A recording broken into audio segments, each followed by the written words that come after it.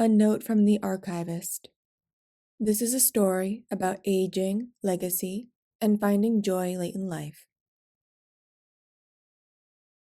The Ancient Milliner. In London, there is an ancient milliner.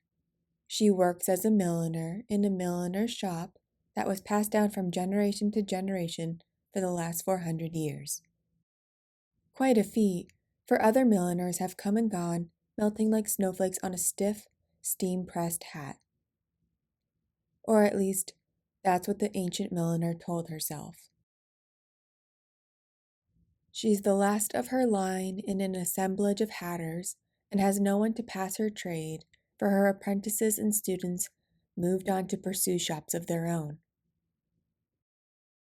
It was all the same to the ancient milliner.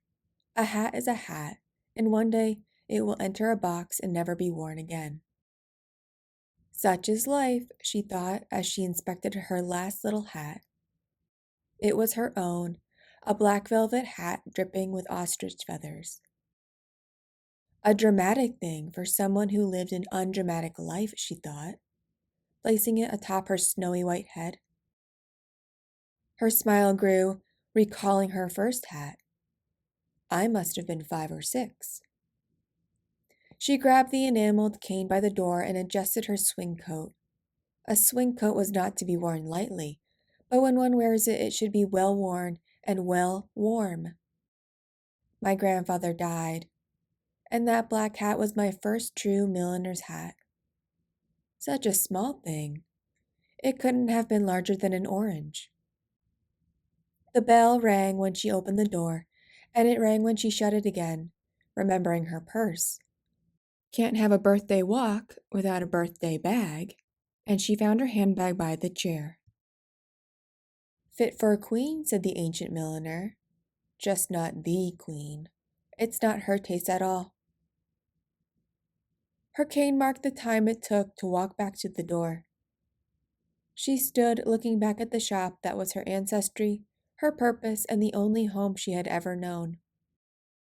If a milliner's head is on display like their home, then a hat is their front door, her grandfather once said. Don't tell her that, said her grandmother. What a stupid thing to say. A hat might as well be a front door. A hat is nothing like a front door. We put wreaths on our front door, said the young and far from ancient milliner. But now my front door is closing, she thought, now old and back as the ancient milliner. She closed the door behind herself and locked up.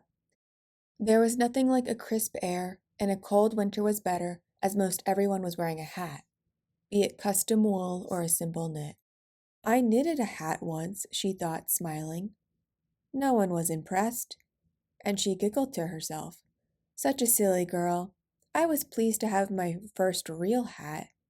That losing grandfather seemed like a simple price to pay. I was so sure he would come back through the front door again. I didn't understand death yet. Perhaps I still don't.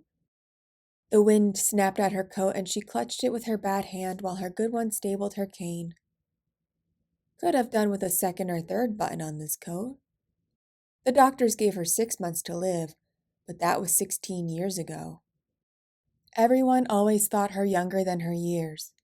The ripe age of 80, they would say. 80 years young and still going, said others. But the ancient milliner was more ancient than that. 104 and still going. She would turn 105 somewhere between the darkest point of night and the early hours of morning, and she couldn't wait. I'll be walking until morning, and until then I mean to see something très extraordinaire. The snow began to fall, and she beamed as the lampposts illuminated the flurries. The swing coat twirled, and the ancient milliner gave gentle spins. Her cane had no say in the matter. She rattled it along iron fences and poked at every lamppost, and along the way the flurries touched her wool coat and her velvet hat before disappearing into the feathers of its brim. The milliner had never been happier. She spun and slipped. She fell and broke her hip. A cry of pain and a smile, too. She sat at the base of the lamp-post and let the cold settle into her bones. I should have taken more walks years ago, she thought, holding her purse to her chest. The cane was in her clutches until she let it roll away.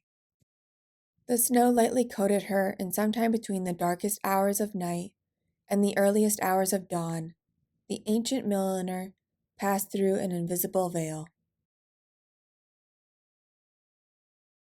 She was found by a patrolman in the morning, who was off duty but walking his dog. The dog whimpered, and the patrolman didn't have to inspect greatly to see the dead milliner. He opened up her purse with a half apology and searched it. It was empty, save for a pair of bereft knitting needles, the dregs of yarn without a project in sight, and a lone business card to the millinery. On the back was a scrawl. The head is the home, the hat is the wreath, and the hatter is the hearth. The patrolman didn't know what to make of that, scratching at the hair beneath his wool-knit cap.